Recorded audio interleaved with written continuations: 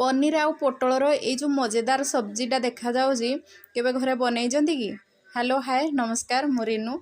आउ आज आसंतु देखिबा केमिति पनीर पोटलर ये तरकारीटा बना जाए। सेथिपई मु कड़ाई रे अल्प तेल देकी पनीर को भाजीबा पई देई देली।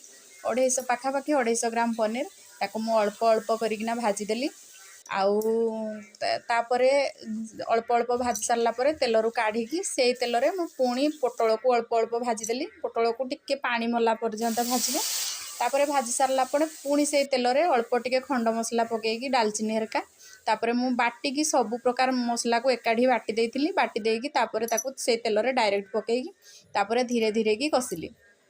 तापर अल्प अल्प आंचरे कसिले बहुत मसलाटा एक्चुअली जलेनी बहुत बढ़िया टेस्ट आसे।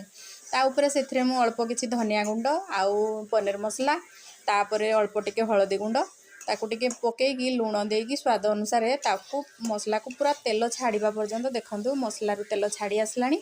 तेल छाड़िला पर्यंत पूरा भल भाबरे कसिदेबा। कसिदेले कौन कि तार जमिति सब प्रकार कंचा बासना पळेबो जेमिति कि रसुण आउ से जो पियाजर। तापर जेहेतु मु सबू मसला कंचा बाटी थी किसी तेल रे भाजी नथी तेणु ताकू टिके भल से कसिबा को पड़िबो।